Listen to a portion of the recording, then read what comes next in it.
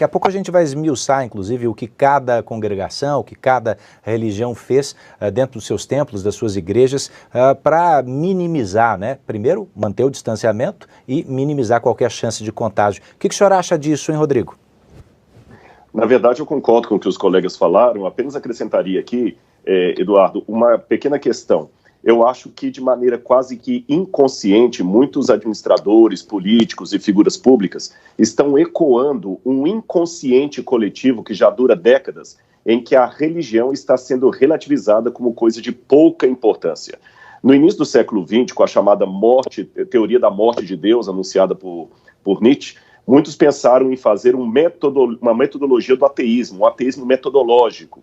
Só que o ateísmo metodológico não deu conta da situação.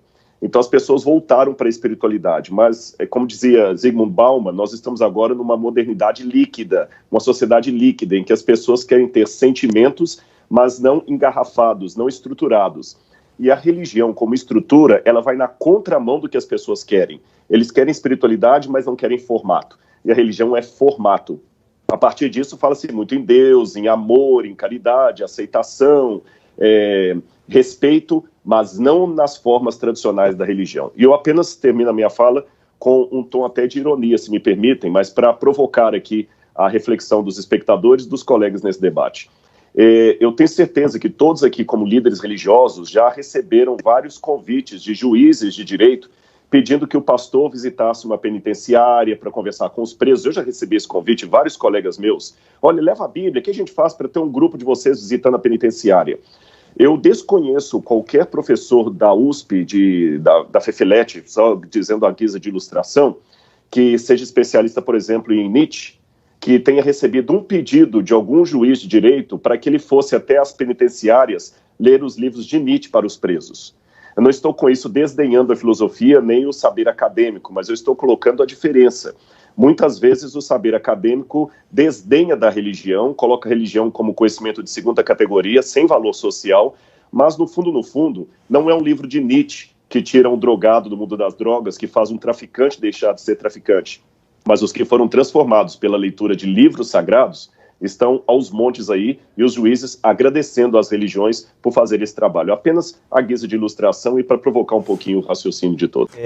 Professor Rodrigo, 92% dos brasileiros dizem professar alguma fé. 92%. O Estado é laico, a gente sabe, ou seja, instituições públicas não podem ser confundidas com instituições privadas, ou melhor, religiosas. Mas isso não quer dizer, lembram os juristas ouvidos essa semana pelo Jornal da Record, que o Estado seja ateu. A minha pergunta para o senhor é a seguinte: o senhor acredita que a própria má interpretação, a interpretação errada dessa lei, causa alguma perseguição a quem professa em público a sua própria fé?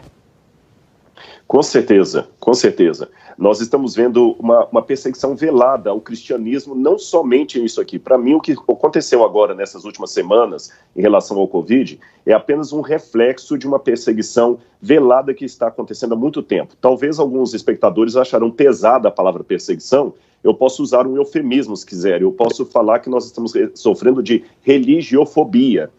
Mas o curioso, os 92% que professam religiosos estão dentro daquela linha que eu falei do Bauman. Eles professam uma espiritualidade, desde que essa espiritualidade não esteja no formato de uma religião tradicional. Então eu posso aqui, de maneira categórica, dizer que numa época que se fala tanto de fobias, estamos tendo uma religiofobia, ou seja, qualquer tipo de manifestação artística que deplora o nome de Jesus é liberdade de expressão. Mas qualquer outro tipo de manifestação aí já é preconceito.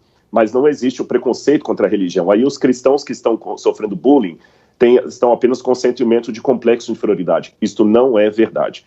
Agora, para terminar a minha resposta para você aqui, Eduardo, e até também falando com os colegas, eu acho que tão importante para nós cristãos e religiosos de um modo geral, porque há também muçulmanos, há judeus, há outros grupos, né, aqui representados.